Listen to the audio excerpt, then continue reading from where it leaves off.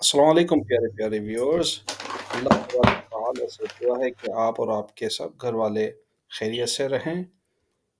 जनाब, आज मैं आपके लिए एक स्पेशल रेसिपी लेके हाजिर हूँ।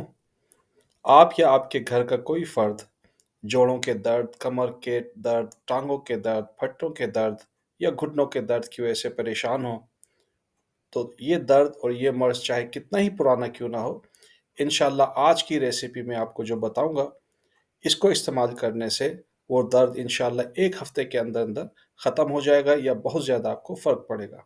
ये हमारी फ़ैमिली की बरसों पुरानी रेसिपी है, जनरेशन से चली आ रही है। जनाब, सबसे पहले मैंने 100 ग्राम फूल मखाना लिया, उसको मैं ड्राई रोस्ट करूँगा, ठीक है? ये लीजिए मैंने फूल मखाना डाल दिए अपनी देगची में। अब इसको मैं हल्की आँच के ऊपर, बिल्कुल लो फ्लेम के ऊपर मैं इसको अ, रोस्ट करता चला जाऊँगा। 5 मिनट के लिए मैंने रोस्ट करना है अंटिल इट्स गेट्स क्रंची। इसके बाद जनाब 350 ग्राम मैंने बादाम आलमंड लिए है। 1 टेबल स्पून असली घी में, असली घी ना हो तो आप नॉर्मल घी भी इस्तेमाल कर सकते हैं। उसमें मैं इंशाल्लाह इसको रोस्ट करूँगा। ये लीजिए जनाब हमने रोस्ट करना शुरू कर दिया इसको। हल्के-हल्के इसको हम मिक्स करते चले जाएँगे और उस वक़्त तक इसको बादाम को रोस्ट करेंगे जब तक इसका कलर हल्का-सा चेंज ना हो जाए। ये देखिए जनाब कलर इसका चेंज होना शुरू हो गया, डार्क ब्राउनिश की तरफ जा रहा है, ठीक है। अगेन 1 टेबल स्पून असली घी में मैंने 200 ग्राम वॉलनट अखरोट लिया है, उसको भी मैं बादाम की तरह रोस्ट करता चला जाऊँगा। ये लीजिए जनाब अखरोट भी हमारे रोस्ट हो रहे हैं।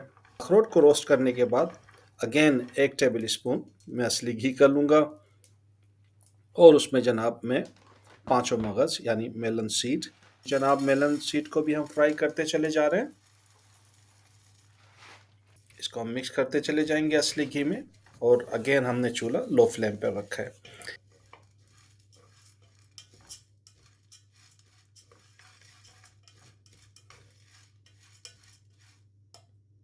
इसके बाद जनाब बारी है सूजी को फ्राई करने की।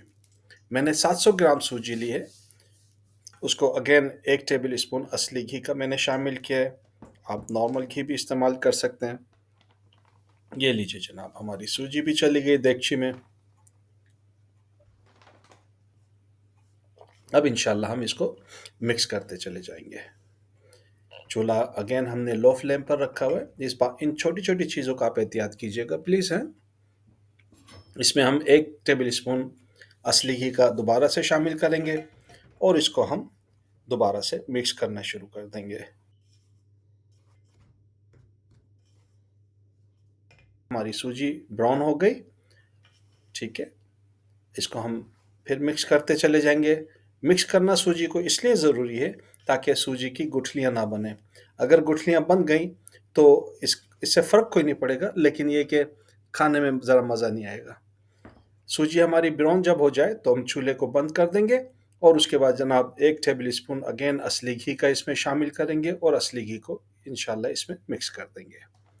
ये लीजिए जनाब, इससे असली घी भी मिक्स हो गया और हमारी सूजी हो गई तैयार। इसके बाद जनाब जितने हमारे ड्राई फ्रूट्स हमने रोस्ट किए थे, उन सबको हम ग्राइंडर में डाल के उसको चॉप कर लेंगे। चॉप करने के बाद सूजी के अंदर उसको हम शामिल कर लेंगे। ये लीजिए जनाब, सूजी में हमने इसको शामिल कर लिया। अब इसके बाद बारी है हमारी किशमिश यानी सुल्ताना को शामिल करने की। मैंने 125 ग्राम सुल्ताना यानी किशमिश ली है। आप अपने हस्बे ज़ायक़ा ले लीजिए। उसके बाद मैंने इसमें 5 टेबल स्पून चीनी का शामिल किया है। अगेन आप हस्बे ज़ायक़ा चीनी ले लीजिए, जितना आपने इसको मीठा रखना है।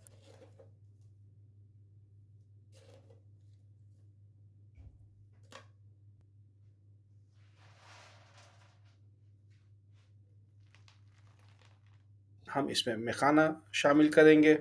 मखाना शामिल करने के बाद हमारी रेसिपी मुकम्मल तैयार हो गई है, लीजिए जनाब।